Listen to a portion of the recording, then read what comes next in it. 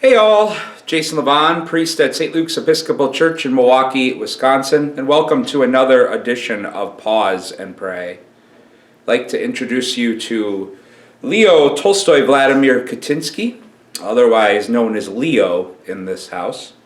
He was a gift from my previous parish when I was blessed to serve the amazing people at St. John the Divine in Burlington, Wisconsin. It wasn't a gift from the parish members themselves, because they knew me well enough and knew I really wasn't a cat person. He was a gift from Burlington, though, a stray cat in the community, and he just started showing up on the rectory front porch every morning as winter came, 6 winters ago now. And finally, as the temperatures kept dropping and the snow started to fall, our hearts melted, and Christy and I decided that if he was still there, we would take him in and see if we couldn't find an owner, if he was microchipped or anything, but he was so dirty and he wasn't fixed, and he was so skinny, we knew he really wasn't being cared for quite some time. And sure enough, the next morning, he was there, and we took him to the vet and got a clean bill of health, got his shots, and fixed him up, and he has made his home with us ever since. He adores Blue, they're best friends, and he adores Christy and me as well. And again, I said it earlier, I'm not really a cat person, but this morning I needed a Leo. Because for whatever reason, I woke up feeling incredibly self-critical, beating myself up. Mostly it was about the ways in which I've been and served as a priest during this pandemic, thinking about things I could have done better or should have done differently. And at first I thought it was a really nice Lenten thing to do, as we are now stepping into Lent, to beat myself up for who I'm not and recognizing how short I've fallen, or how far I've fallen, maybe is the better word, from where I could or should be. And it was a pretty dark rabbit hole I went down. But while I was doing that, Leo just sat there, laying on my chest, purring and kneading my arm and just staring at me. Normally, not being a cat person, I find that behavior creepy, but this morning I needed it. And I found myself out loud vocally saying to him, I said, Leo, I'm not sure what you see in me that's worth loving, but I'll take it this morning.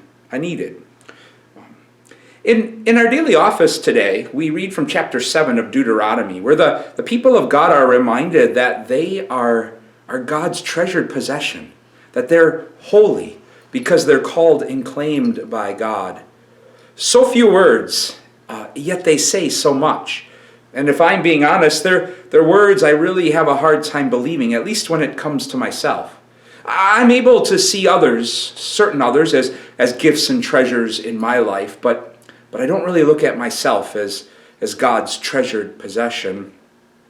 Maybe that's why I needed the pause and pray, the prayer this morning with Leo on my chest. I needed to let his love in as I went down the dark rabbit hole of being so self-critical.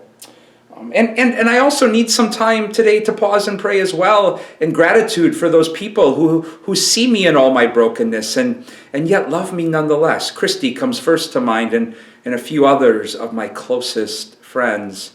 And if you're like me in that same vein that has a hard time believing in ourselves or can easily fall into being so self-critical, I invite you to pause and pray as well in the same way, and maybe make our Lenten observance one of being a bit more intentional at actually daring to wonder and believe that we might be created in God's image and God's treasured possessions as a result of that.